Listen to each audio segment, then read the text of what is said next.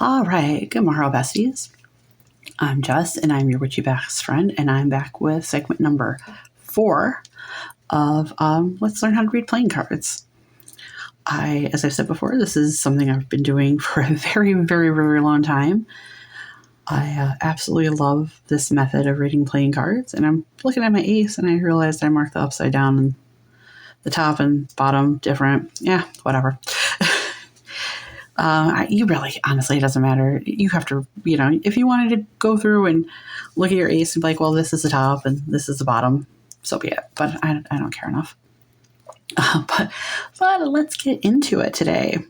So the spades are often antiquated with the swords, cup, and tarot. In my theory here, the spades talk about danger, misfortune, things you need to be on the lookout for. So when we have the ace of spades right side up, we have emotional satisfaction, business propositions. So that means somebody could be coming to us with a good idea, or maybe even a bad idea necessarily. Doesn't necessarily have to be good. But when we flip this over, we get bad news, disappointment, and death. But as always, death is change. Death is a new start, a fresh beginning. Sometimes death is death too. That's happened, but more often than not, we're talking about changes. This big news, this disappointment comes in, but then we have the death of whatever this change was, this bad news. We have that death and we start all over again. We have the king of spades. So he is untrustworthy, dark-haired, theoretically. As I said before, not necessarily an untrustworthy man or person in our life. He's got that sword. He looks untrustworthy to me, to be honest. Anybody else feel that way? I think he is. And then when we flip him over, we have an enemy, somebody who just does not have our good intentions, somebody we need to be on the lookout for. I see a lot of times this comes up compared to with other cards in the reading, and people get that clarity like, you know what, they don't have my best intention. They are somebody who's an enemy to me. Sometimes it's just that little realization to make that change. We have the Queen of Spades. That's an older, dark-haired woman, typically a widow, divorcee, somebody who is unhappy in love, who's never had who's never had luck with love, unfortunately. But when we flip her over, she's cunning, she's treacherous. She is somebody who will stab you in the back if you don't watch out for it. We have the Jack of Spades, and this is an ill-mannered young person. I find it usually like kids, teenagers, you get that rebellious, just at that age where they think they know everything, but they don't. When we flip this over, we have a traitor. This person has already stabbed you in the back. This person has already done something treacherous to you. All right, with the Ten of Spades upright, we've got grief, confinement, and a long journey. In confinement, I find a lot of times is you're stuck in a situation and you just don't have a way out of it.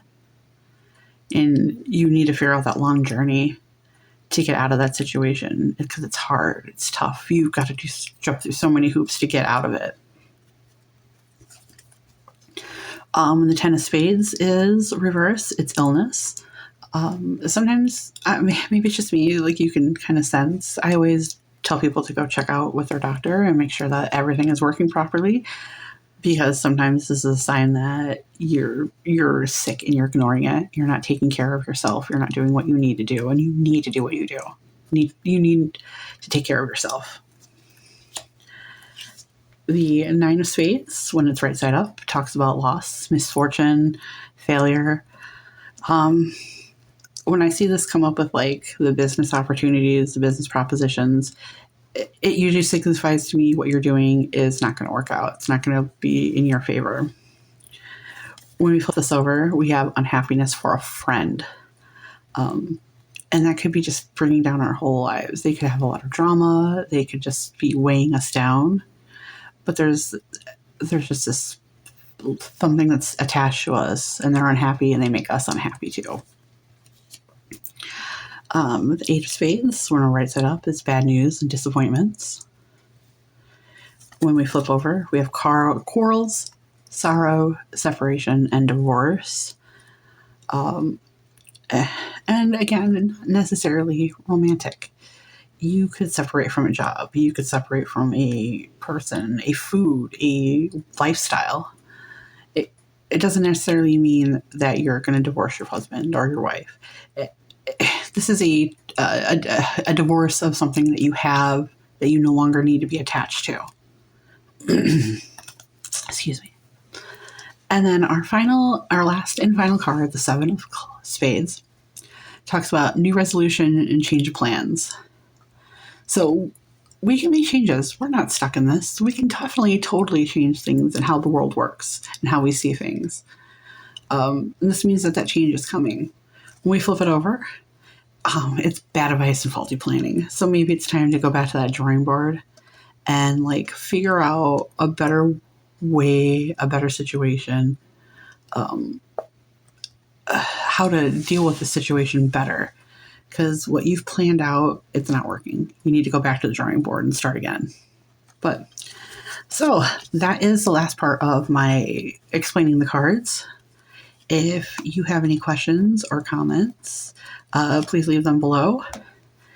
And then in my last and final segment, well, probably my next to last, I think I'm going to have 2 more segments because I'm going to explain how this whole card reading works.